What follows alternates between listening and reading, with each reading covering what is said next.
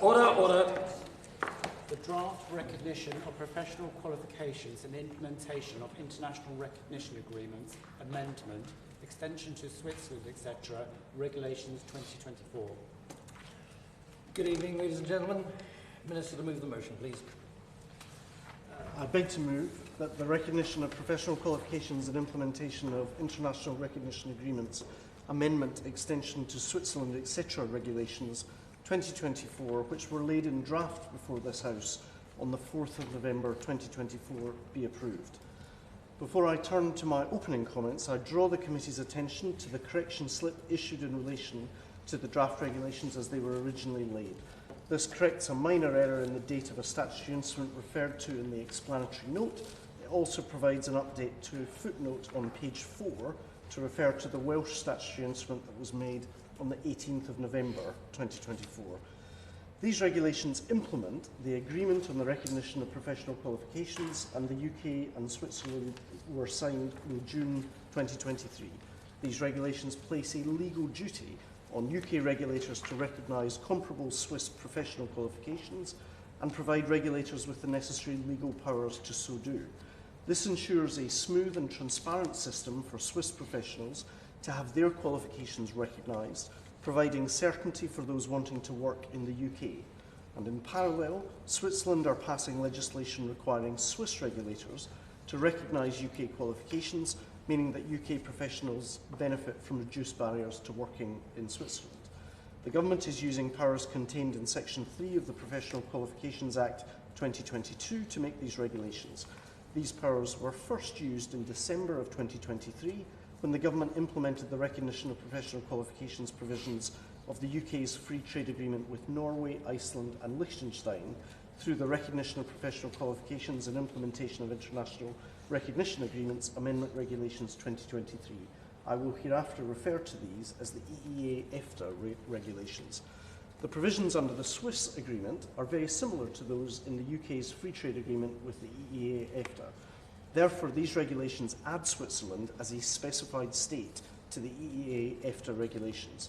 The Swiss agreement also contains an annex which provides certain Swiss and UK lawyers with a bespoke route to recognition of their professional qualifications between Switzerland and the United Kingdom. These regulations amend the EEA-EFTA regulations to implement these additional provisions for Swiss legal professionals. The regulations will come into force on the 1st of January, when the existing recognition of professional qualification provisions in the UK-Switzerland Citizens' Rights Agreement expires. This will ensure continuity in recognition provisions and a smooth transition between the systems for UK regulators and Swiss professionals. Let me briefly provide details about the regulations. They place a legal duty on regulators to recognise comparable Swiss qualifications. They prescribe the procedure that regulators must follow in recognising Swiss qualifications. They enable regulators to refuse to recognise Swiss professional qualifications where certain conditions are met, such as an applicant having inadequate English language proficiency. They prescribe compensatory measures which regulators can require a Swiss professional to take in certain circumstances, such as completing an adaptation period. They amend sectoral legislation to enable regulators to meet those requirements where they do not currently have the power to do so. And the regulations include specific provisions that apply to the regulators of advocates, barristers and solicitors. The Department of Health and Social Care have separately taken forward legislation to regulate anaesthesia associates and physician associates. As regulated professions, they fall in scope of these regulations and the EEA-EFTA regulations. Therefore, the regulations extend the obligation on the regulator of anaesthesia associates and physician associates to comply with both agreements. I'd like to reassure the Committee that under these regulations, it remains the responsibility of independent regulators to set standards for their profession and decide who meets those standards. In accordance with the statutory duty under Section 15 of the Professional Qualifications Act, the Department of Business and Trade has carefully consulted regulators about the implementation of this agreement. A formal consultation ran from February to April of 2024 and sought regulator views on the implementation approach and the regulations themselves. Respondents were supportive, and officials from my department engaged with regulators on the feedback received. The regulations cover professions that are regulated centrally by the UK Government and professions that are regulated at a devolved level by Scotland and Northern Ireland. This approach has been taken after careful consideration and extensive engagement with the devolved governments. The regulations do not apply to Welsh regulated professions. The Welsh Senate made regulations implementing the agreement for Welsh regulated professions on the 18th of November 2024. These regulations will come into force on the 1st of January 2025. To conclude, these regulations bring into effect the recognition of professional qualification system contained in the Swiss agreement.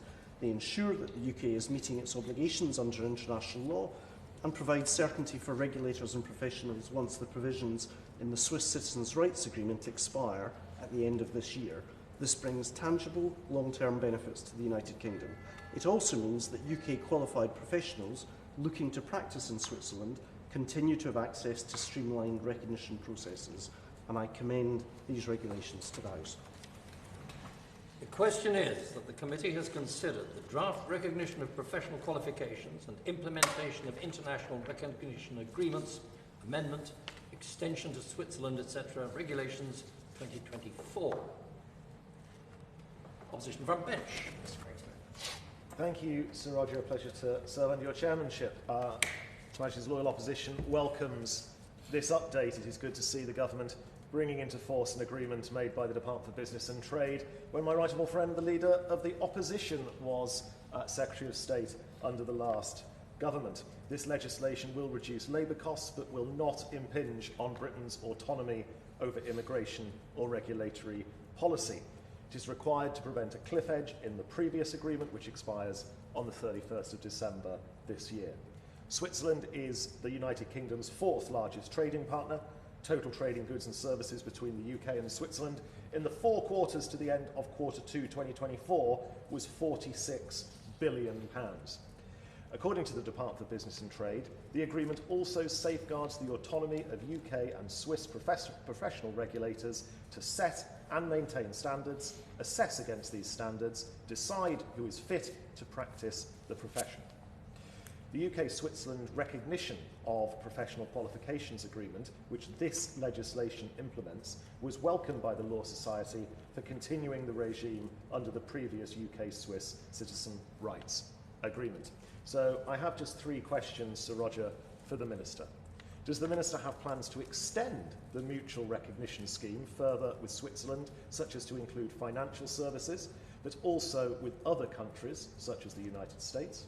Will the Minister confirm that this legislation will be enacted in Switzerland on the same date?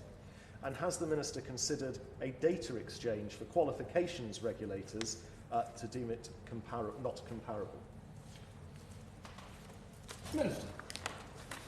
Thank you, Mr. Chairman. The questions you always fear are the short ones with no thinking time, but I shall endeavour to answer the questions as posed by the... Getting used to opposition. Exactly, but getting used to the challenges of government as distinct from opposition. Firstly, can I thank, in all seriousness, the opposition front bench for what I anticipate will be its support for these measures this evening. He's entirely right in recognising this was work that was undertaken under the previous government. He can rest assured that the lodestar for this incoming government in the last 6 months has been continuity where it makes sense in the interests of the United Kingdom economy, and in that spirit I hope we can find common ground this evening. As I've set out, the regulations implement the UK-Switzerland Recognition of Professional Qualifications Agreement, and they require regulators to operate routes to recognition for comparable Swiss professional qualifications in accordance with that agreement.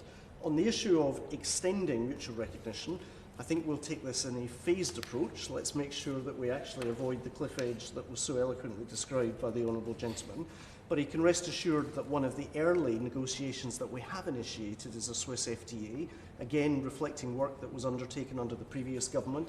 We've looked very carefully at the mandate. We've had negotiators begin that process, and that's an area where, when one looks at equivalent countries around the world, where there are clear synergies in terms of both the character of the economy and the economic opportunities, Switzerland is frankly high up that list. And in that sense, whether it be in relation to mutual recognition of professional qualifications or more broadly looking at other aspects of our regulatory arrangements, we continue to look very carefully at the opportunities for UK and Swiss cooperation. In terms of the date at which the Swiss legislation will be introduced, I don't have that date to hand. They are, as I said, passing legislation requiring Swiss regulators to recognise UK qualifications in order to ensure that these benefits are mutual. But let me write to the Honourable Gentleman in relation to what we understand is the Swiss parliamentary timescale.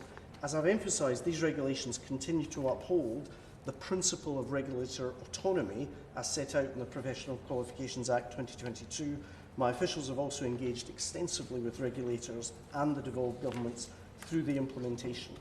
I trust that members understand and recognise the need for these regulations, as both frontbenchers have set out, and indeed the benefits that they will bring to the UK services trade.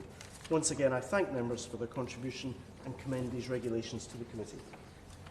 The question is that the committee has considered the draft Recognition of Professional Qualifications and Implementation of International Recognition Agreements, Amendment, Extension to Switzerland, etc., Regulations 2024.